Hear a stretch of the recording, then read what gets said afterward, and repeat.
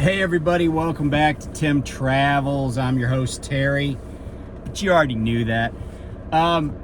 So this is kind of an intro to a video that I shot, I don't know, a few days ago. But I wanted to do like this intro and just answer a question. So there's a guy at he has the like YouTube handle of Trucker Fuzz. And he is, I believe, a Prime driver. And he asked me some questions in a comment, and I said, hey, I'll do a video about that. So what you're gonna see after this little segment is kind of my answers or opinions on the questions he asked me. But then he asked me another question, so I'll get to that first right now. And he basically, he said, when's the best time to fuel, you know? In the middle of the night, in the middle of the day, you know, what's, you know, and I think that my answer to that, or I know that my answer to that is, it depends. Sometimes it'll be the middle of the night and you'll pull into a truck stop out in the middle of nowhere. And I can't remember exactly what town it's in, but there's this crap hole Love's off of I-40 in Arkansas. It's like, it's past, you know, it's west of West Memphis, which is in and of itself a crap hole area with a bunch of truck stops, including the Love's. But this one is like, you know, kind of like halfway between West Memphis and like the outskirts of Little Rock. And and I remember pulling in there one night, and I was like, oh, I need some fuel. And it was an absolute dumpster fire. Like, people were just, it was like gridlock at the pumps, and it was the middle of the flipping night. It was like 2:30 in the morning. And I know some of you will know exactly which Loves I'm talking about. It's like, you know, it's just crazy. And it just varies widely. I mean, and it's just luck of the draw, right? Like, have you ever pulled into a pump and you think, okay, there's a person in the pump, there's no one in front of them, so this shouldn't take that long. And then one of two things happens. Either it takes forever, or like all these other pumps open up first, but you're just kind of stuck. It's totally a crapshoot. And my advice on that is, if you need fuel and you know where you want to get it, like you've checked the prices, you checked the app or whatever you use, or you just have, you know, you just like, no, I like this truck stop, then just go and do it, right? Just plan it into your trip, and know that stopping for fuel is always going to be, I mean, what I used to do, and what I still kind of do, is I'll plan fuel stops to be my half-hour break, because I know that it's gonna take a while. You know, so that's my useless advice, I guess, because really it's just, like I said, it's just a crapshoot. I could tell you, oh, this time of the day, but then you'll get people in there that are like, they're in the bathroom washing their feet in the sink, you know? I mean, it's like, and it's the middle of the night, and you would think it would be quick and stuff, but it's not. It's probably one of the areas that people get the most agitated about too. I've just kind of resigned myself to the fact that it's, you know, it's not going to be a quick evolution most of the time. So anyway, enjoy the rest of the video. I answer some other questions that he asked me, and I appreciate, you know, just being asked and being able to share that. So yeah, here we go. So Trucker Fuzz asked me a question, like in a comment on another video, and he asked really three questions. The first one was, and he just wanted my opinion, and you know, I'm happy to offer it, right? That's what YouTube's for. I mean, hell, I used to get paid a lot to offer my opinion. Now I don't really get paid much. So he asked three questions. One was, if you're out here doing a lease purchase, and I believe he is at Prime, you know, is it worth it to be out on the road and only, you know, like, I guess netting after your from your settlement 12 to 1400 bucks? Is it worth it to do that? And then the second question he asked was about ELD and, you know, hours of service and stuff. And then the third question he asked about was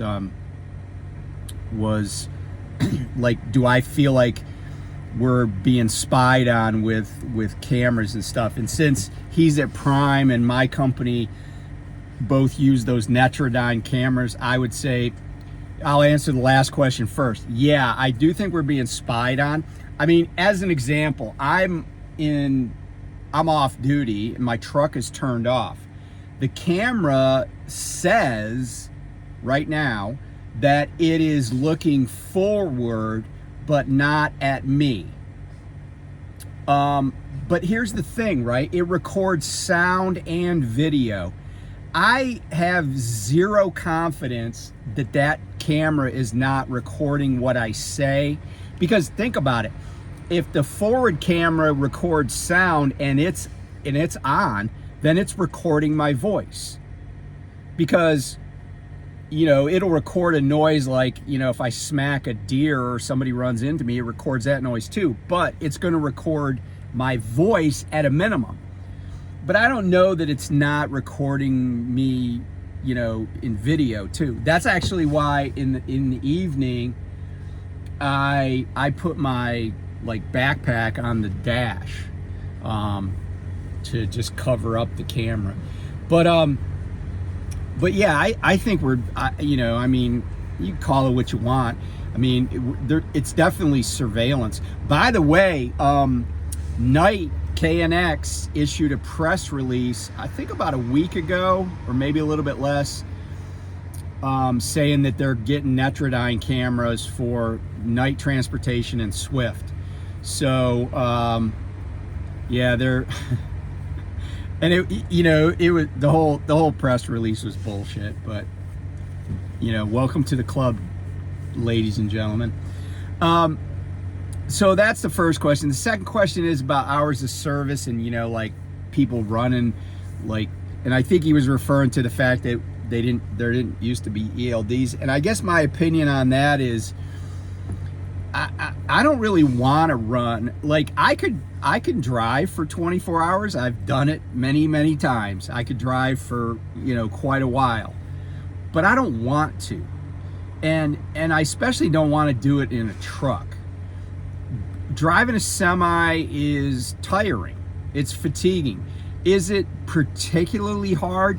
Not most days, but I could tell you that after having done this for about 6 years, I feel the difference, right? And that even goes to, there are myriad factors that come into play when it comes to like driver fatigue. First of all, just the truck you have. How it's set up, in terms of, you know, does it have airbags on the steer axle, you know, all that stuff. But also, a lot has to do with the trailer you have.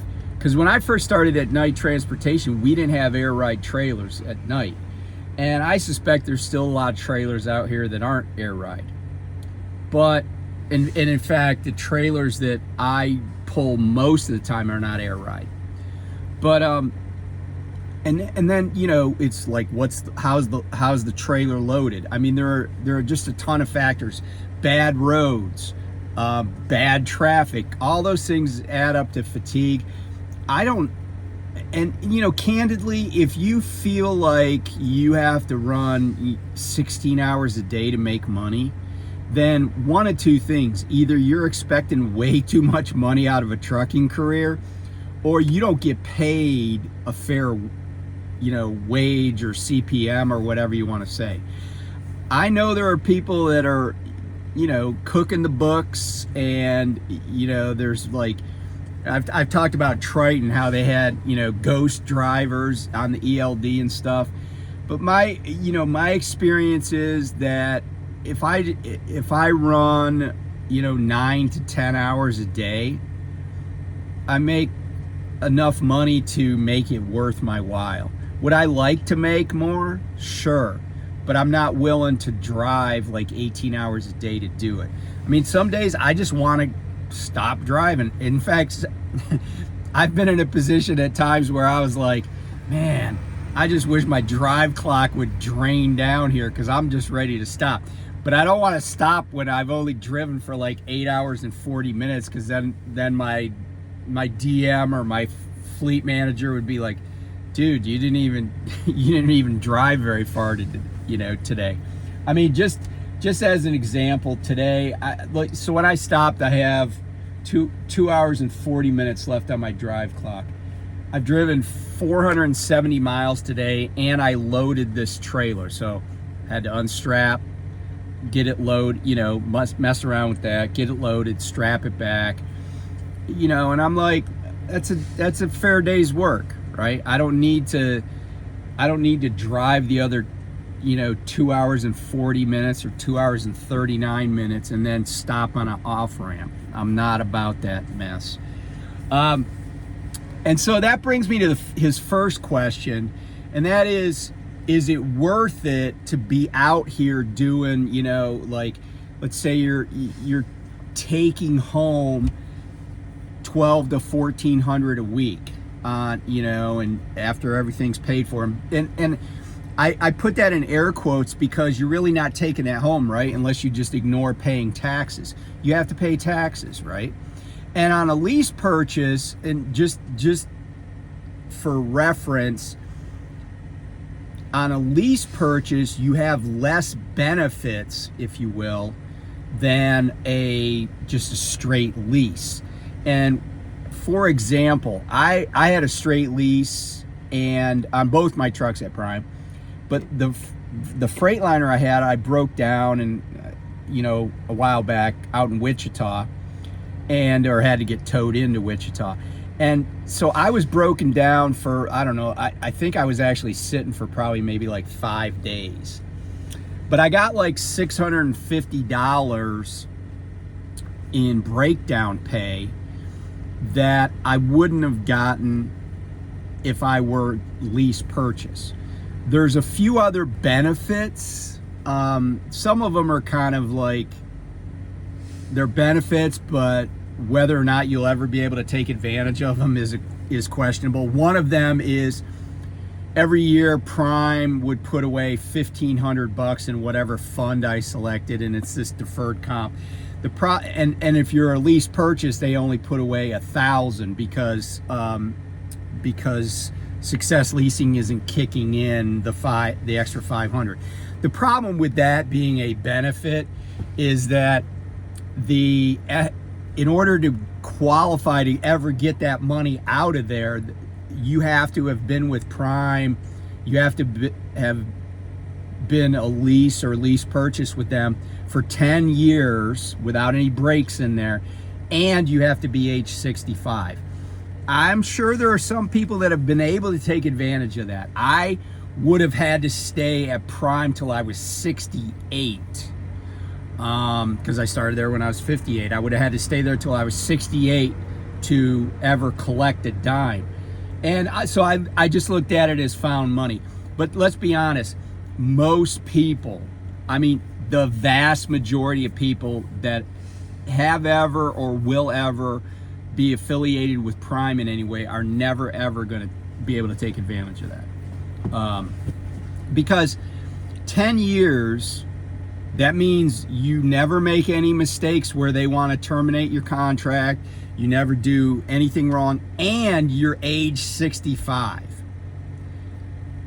That, on the surface, it doesn't seem like a lot. But I mean, if you started at Prime when you're 35 and 30 years later you're there, man, congratulations, and you get to cash in. But I don't think it's much of a benefit. So is that worth it? And I guess my response to that would be yes and no. it's worth it if it's worth it to you. But really, I think, and this is true whether you're doing a lease purchase or a lease, every week that goes by, you're a little more invested in that truck or that contract. And Prime does have a great purchase program. I mean, 3 years, you're done. 3 years, you're done.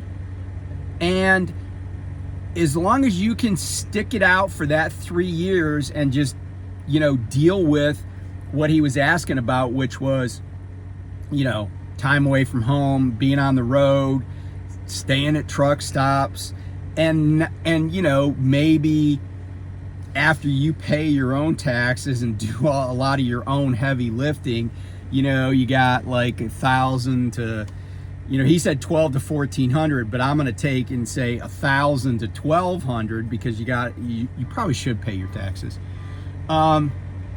Is it worth it? And the answer is, yeah, it can be.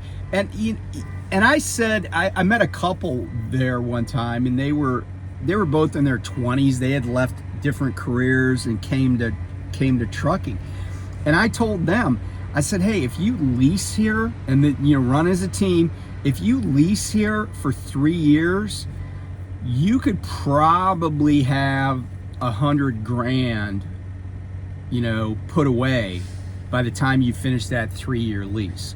Because if you're really running hard, do you need, I don't know, a car? Do you need an apartment? Do you need a mortgage? I met a gal one time in Salt Lake City that was going, I think she was in TNT, and she said she had a house, and I was like, who's living there? And she's like, oh, my fiance. I'm like, but then she said he was coming to Prime. And I said, why don't you sell the house? Because I asked where it was, and she told me, and I said, you got family in that area? She's like, no, my parents moved away. And I was like, sell the house. Why do you want to keep something you're not going to use? And by the way, there's a frictional cost to owning a house every single day, right? Like, you got to pay insurance, you got to pay taxes, you got to keep the water turned on and the electricity in some jurisdictions. Why bother? You're not going to be there. Like, do you want to be gone for like 5 weeks and come home and find that the basement had flooded? No. Get rid of it until you need it. And so if you come in this business and you're in a situation, and it doesn't even matter, you could be a company driver, right? I met a guy one time. I was catching a ride from Charlotte, the Charlotte night terminal, up to the Carlisle, PA night terminal. And they were going to rent me a car, and then they're like, hey, there's this guy passing through, and he's going to be out of hours. You can just drive his truck, and he'll ride with you. And I was like, all right. And he was a nice guy, and one thing I really did learn from him, I don't remember his name, but he was divorced and had 2 kids. One, I think, was 18, the other was 21, and they both still lived at home with his ex-wife. But he was on good terms with her, and what would happen is he would be out for 6 or 8 weeks at a time, and he didn't own a car, he didn't have an apartment, he didn't have a house, nothing. When he would want to do home time, he would let his ex know, and she would go and stay with her boyfriend, and he would come over to her place and hang out with his kids. And he rented a car when he was home, because he was just, he was running like a scalded dog, making bank, as a company driver. And yeah, so he had plenty of cash to do what he wanted when he was home. And so this is a job where, because you got a place to live, right? And it's possible to do this for even a short period of time, 3 years, 5 years, maybe 10 years, and have it be really lucrative. But I think a lot of people get into this, and I've said this before, a lot of people get into this, and the most they ever did was be the second shift manager at Wendy's, right? The most they ever made was, $37,000 in a year. Well, you come to trucking, and it's pretty easy to make 60, But a lot of people in trucking are making 80 or more, and that's as company drivers. But if you're doing a lease or something like that, I mean, when things were going well, I mean, it's not unusual that somebody would be making $2,000, $3,000 a week doing a lease. Now again, you should pay your taxes. And you know, if you're healthy and you don't need to pay for a big medical insurance policy or whatever, hey, you could set yourself up pretty well just kind of putting up with this lifestyle for a few years.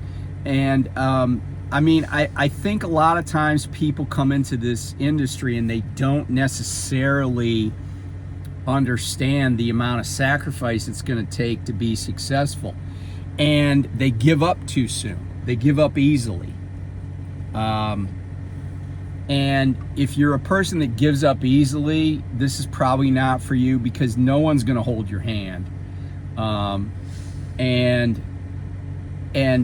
you're not going to be able to hang long enough for it to end up being lucrative for you. I mean, I talked about being at night transportation, and when I first got on my own solo, I was making 36 cents a mile. 36 cents a mile. Now, I would get a 4 cent per mile bonus for the previous months. You know, if I ran over 11,500 miles in the previous month, I'd get a 4 cent bonus. So I did that a bunch of times. But, you know, I was able to greatly increase my salary within probably 2 years. I had increased my salary by around 40 to 50%. And I don't necessarily, you know, I mean, I was making more per mile at Prime, but I was also, there's more brain damage when you're leasing or doing a lease purchase. But I don't know if that answers the question, but yeah, this can be worth it. It can be worth it if you're, especially if at the end of 3 years, you own something that's worth, put a number on it. I don't know what a 3-year-old truck with, you know, I don't know, 400,000 miles is, you know, what it sells for, because the market's been kind of crazy. But let's say it's worth, let's say the truck is worth 75,000, but then when that truck's paid off, all those things that you were paying, you know, that $1,500 a week, now that's just going in your pocket. I mean, you know, Lyle over No Hippie Trucking and Transportation, I mean, he's in a situation that's kind of enviable for a lot of people. You know, he doesn't really need to run that hard to have a decent living. And you know, if you can get in a situation where you don't have to run hard and you can still make good money, there you go. There's your answer, right? It's like a guy reached out to me, I don't know, it's been a few years now, and he was telling me about coming to Prime, and he had retired from a municipality. And then he calls me one day and he says, yeah, you know, I was just offered my dream job. And he goes, I'm kind of torn between, you know, coming into trucking and my dream job. And I don't remember exactly what the dream job was, but I said, you know, he goes, I don't know what to do. I said, well, you have your answer. You just told me this is your dream job. I said, I don't think you ever described coming to Prime as your dream job. And I said, and for what it's worth, go work your dream job until you're sick of it, until it's no longer, it becomes a nightmare, and Prime will still be here, trucking will still be here. And that's the other truism. I don't think trucking's going anywhere. So if the time isn't right for you now, it's still going to be around. I thought about doing trucking decades ago, and my life got diverted to other things, and here I am. So anyway, be safe, and I will talk to you guys soon. Bye.